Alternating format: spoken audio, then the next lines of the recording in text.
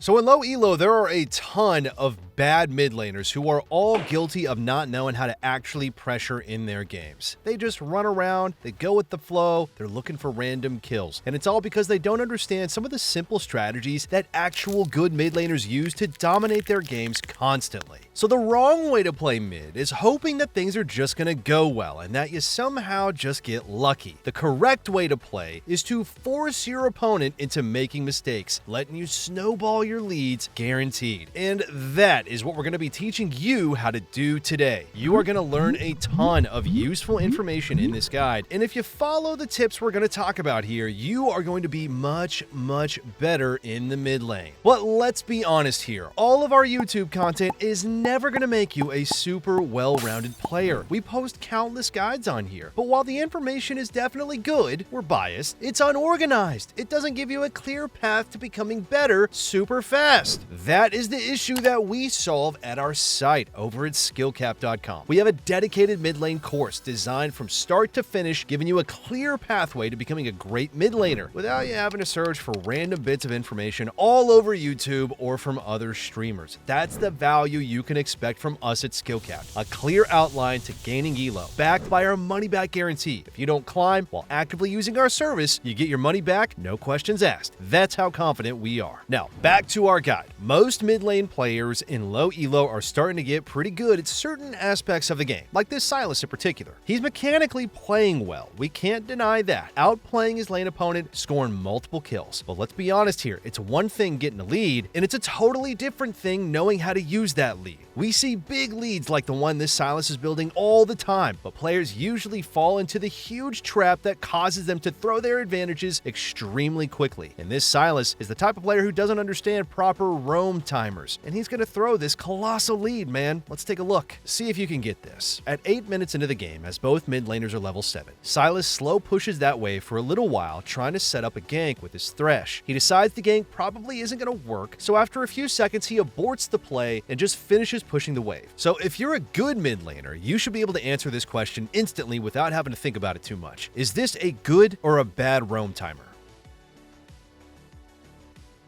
It's honestly a pretty bad time to roam, but let's watch what happens first to give him the benefit of the doubt. Sylas moves with his Thresh through the enemy jungle, scores a really easy kill on the enemy Lux, and now he heads back to mid. When he gets there, you can see that he only missed 2 melee minions worth of experience. That seemed like a pretty good trade-off, right? If it looks that way, then you're falling into the same trap this Sylas is going to get baited into for the next few minutes, and you're going to soon see why this is such a colossal mistake that many bad mid laners fall prey to. So let's first break down why this roam was not good despite the awesome results. You see, mid laners follow the same rule every other lane does in the early game. Building up waves, crashing them at your opponent's tower, it's all great for securing roam and base timers. But in mid, this is only true during the very early parts of the lane. Keep in mind that mid has 2 important details that are crucial for successful roams. For starters, it's the lane where spawning waves crash first. The mid lane waves get into lane before the top and bot minions do. Basically, what that means is that you have less time to roam than other lanes. Now, because a good roam is all about getting back to your lane before your opponent can pressure your tower with the incoming wave. So the second detail to keep in mind is that mid laners generally do have the best wave clear in the game. So not only do waves arrive faster, but your lane opponent can crash them into your tower even quicker than other lanes do. Back to what Sylas did. You remember how he slow pushed just for a bit before crashing? This is almost always the sign of a bad roam. As you can see, the incoming wave is already nearly in lane, giving Sylas very little time to actually move from lane. Now, what good mid laners realize is that around level 7 and level 9, you really don't want to roam if you pushed slowly. Ideally, you would catch the wave as it's coming into lane as quickly as possible with your superior wave clear. This is going to give you way more time to roam, as the next wave won't be arriving anytime soon. Now, the only reason Sylas didn't get punished in this situation is because Ahri followed him. You can see the wave has already crashed in mid as Sylas is making the play on Lux. If Ahri had just stayed and pushed, Sylas would have missed the entire cannon wave and lost a plate. So let's see how long Sylas's luck holds up here as he repeats this mistake over and over and over again. Keep in mind, this is the lead that he's got right now. A little under a minute later, we can see the exact same scenario happen again. Sylas tried to push the wave, but Ahri was pressuring him, so he pushed it rather slowly. Notice that by the time he finished clearing it, the next wave is already almost in lane. He roams to match Ahri's roam, so he's not facing any consequences pushes just yet. Another minute later, though, we see this same thing. Notice how the wave arrived in lane at 11 minutes. Sylas doesn't finish clearing it until 11 minutes and 12 seconds. That's a really bad sign. He starts roaming, and you can see he's barely in the river as the next wave approaches. Sylas's luck is starting to look just a little bit shaky here. It's incremental. He doesn't get a kill. Meanwhile, Ahri had so much time to spare. She based, teleported back, and crashed the wave. Back in lane, Sylas uses his massive lead to bully the Ahri back to her tower. Now, this isn't bad, but do you notice the same pattern here? During the fight, the wave had already been in lane for a while, so by the time Sylas pushes it, you can see where we're gonna go with this. Sylas roams, helps his team at Dragon, while Ahri just crashes the wave. Now, to be fair, Sylas is getting kills. Not totally useless. His roams are sometimes yielding decent outcomes, but this type of results-oriented mindset is why players really fall into this trap so incredibly often. After winning the fight, Sylas helps his team at Dragon, while Ahri's just AFK pushing yet another wave. Surely the proactive mid laner is gonna win this game, right? So let's just speed through all this now. Sylas makes the same play over and over and over again. He doesn't push the wave quickly enough, and the incoming wave is always there for Ahri to pressure with while he's roaming. Eventually, Sylas's luck really runs out as he overforces a play on bot and ends up dying, while Ahri continues to AFK. As you can see, she's now up 2 levels, while Sylas still has a gold lead. He's no longer that much stronger than her. Ahri goes on to win this game in spite of being outplayed massively in lane. She was stronger than Sylas in every fight just by having more levels than him, and she did nothing to deserve that. She just sat AFK in lane while Sylas threw his own lead by not understanding this very concept. Remember, what good mid laners do is simple. It doesn't require a lot of thought. After level 7 and level 9, most full commitment roams should start by catching the wave as it comes into lane. This gives you by far the most amount of time to move around the map. Or, if you see a situation like this one, where you clear the wave a little late, just like Sylas did here, then good mid laners tend to do half roams. This means you don't go very far. You hover around in the river, clear nearby vision, or go for a play that's happening very close to your lane. That way you're still in time to get back to the incoming wave that's arriving soon. Now, while this tip is useful, we can never truly cover all the nuances to roaming in this short guide on YouTube. You need context for when to apply this rule and when to perhaps maybe try a different strategy. Again, if you want the full experience to becoming a better mid laner to gain LP fast, then you need our mid lane courses over at SkillCapped, man. There you're going to learn how to roam properly and everything else you need in a step-by-step program designed to make you a great, well-rounded mid laner fast. Use the discount link below to sign up for that. And again, we do offer a money-back guarantee if you don't climb while actively using our service. So you got nothing to lose. You really got everything to gain from it. Moving on, we're going to see a throw from a mid laner with a similar lead to the previous Sylas. Now, although she is going to throw it by not understanding the most important concept when it comes to macro for any good mid laner. And it happens right here, as LeBlanc catches a wave in bot lane and leaves to go find a pick. Now, obviously, we are going to say that she should just keep pushing here, and you probably feel like you've heard all this before. Just keep pushing. Waves, waves, waves, right? We're a broken record at this point. I get it, you probably want to turn it off. The problem, though, that most low elo mid laners have is that they think of minions as only gold and experience to get stronger, which is definitely true. There's a reason, though. Every high elo player tells you that farming is always more consistent than going for random kills. But honestly, if you're getting kills constantly, it's actually really valuable. A kill not only gives you a chunk of gold and a chunk of experience, but denies your opponent as they have to wait to respawn. So despite LeBlanc having a low creep score this game, she's still getting really far ahead. But that's precisely a huge issue for why most mid laners suck once they get into the mid game. You think of minions just as resources rather than a tool to get even more kills. This is due to a concept known as Defender's Advantage that every good mid laner uses to have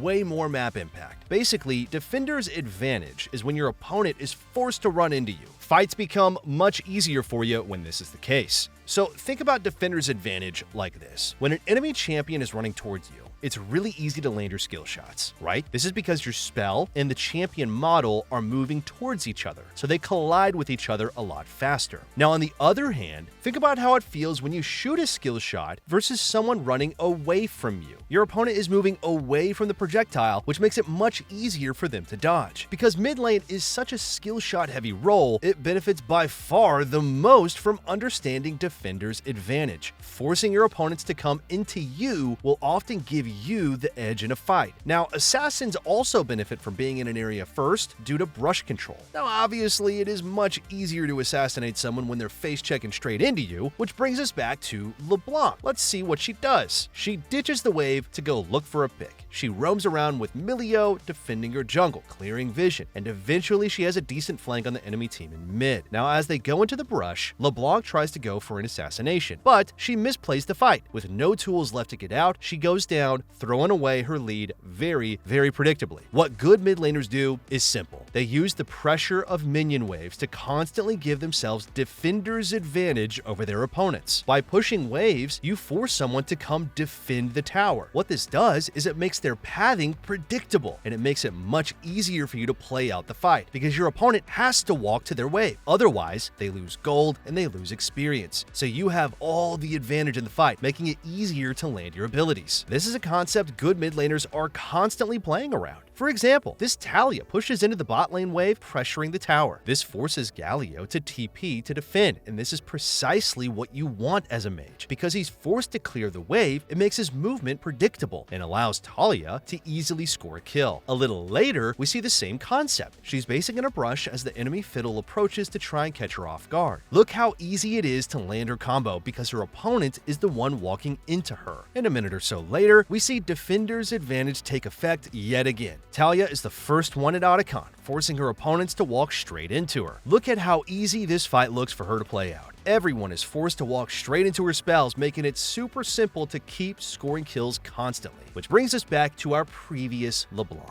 When you have this massive of a lead, you should be doing as the Taliyah did and forcing players to move the way you want them to. All LeBlanc had to do was pressure the waves and then score picks when her opponents inevitably had to come defend versus her. Not understanding how to actually pressure the map is definitely one of the biggest downfalls of most mid laners, like the next player we're going to be taking a look at. Everyone knows the importance of getting mid priority these days. Shoving in the wave prior to rotating to your team is one of the most fundamental of fundamentals you can learn, and this Malzahar at the very least knows that much. He pushes in mid, then reacts to a play going on in bot. Amumu barely misses his Q on Akali, letting her jump over the wall. And pause right here. There is no way you should be thinking about this one. What should Malzahar immediately do right now?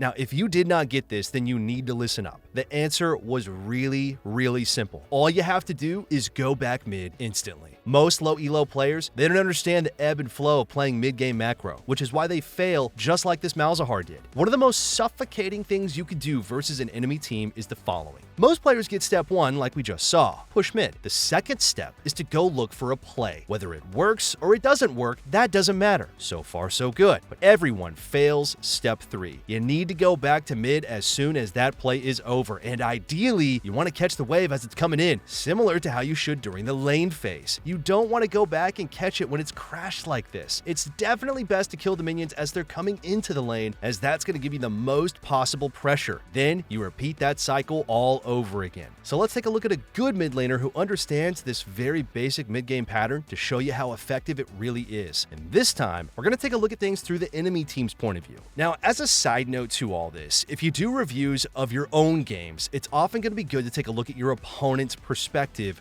rather than your perspective. This is going to let you see the type of pressure you're putting on your opponents much more clearly, and it's going to hurt a little bit sometimes, and it's really going to help you realize where you might be lacking. The player we're going to focus on is Ekko, again through the enemy team's Fog of War. With his lead, Ekko fulfills step 1, push mid, and get priority. Good. Then he moves into the river to try and roam or contest vision, but his team isn't out on the map. In fact, the red side team has full control over the area, so Ekko can't really do much here. Like we said, you don't have to make a play on this timer, you're just seeing what you can do. And in this case, it really wasn't much. But unlike the previous Malzahar, Ekko knows the end goal here, which is to get back to the wave instantly as it's coming in. This is important. The reason you want to kill the wave as it's coming in is because you want to deny the enemy minions moving up in the lane. This denies your opponent's vision of what's going on in mid, and not only this, but your own minions never stop marching. They keep walking directly to the enemy tower, providing you vision the entire time. Rewatch this push and take a look at the pressure happening here. After killing the wave, Ekko's now in Fog of War, and his minions are already threatening to walk into Katarina's tower. This puts her into a super awkward position. Does she stay to defend? Does she go to help it dragon. This momentary hesitation is what allows Echo to get a big chunk on her with his E, and then she's low enough to dive right afterwards. Katarina tries to outplay it, but Echo just point and click takes her down. And with a wave already at the tower, he and his Warwick can easily take it down before the enemy team arrives to defend it. Just like that, the map is falling apart for the red side. So back to our previous Malzahar. Take a look at the difference here. And mind you, this is an Emerald Elo game, just a step below Diamond. After the play not working out versus Akali, he doesn't even know what to do. Now, as you should know by now, the answer is simple. But Malzahar is just like every other bad mid laner in this Elo. He goes with the flow and doesn't put pressure on his opponents to make consistent plays. And look, I get that I'm picking on this Malzahar here. Amumu starts dragging? Well, it's time to help him, no matter what. Their team Zyra's dead, they're down in numbers. And you could believe it, they all die. Most mid laners have no idea how to consistently build pressure in their game, so they just go with the flow or they look for random kills. Whereas good players are constantly abusing minion waves to not only get farmed, but also force their opponents into bad situations, which gives them even more kills. And as a final note to all this here, it doesn't have to be you who catches that incoming mid wave. Typically, ADCs should be the ones in control over mid lane once the laning phase ends, but most players in low elo have no idea that they should be catching mid waves that consistently. So the job is often going to fall to you in lower brackets. Anyway, that's everything that we're going to be covering today. Remember that if you want to truly master mid lane, then check out our Mid Essentials course over at skillcap.com. Thanks for watching, everyone. We'll see you in the next one.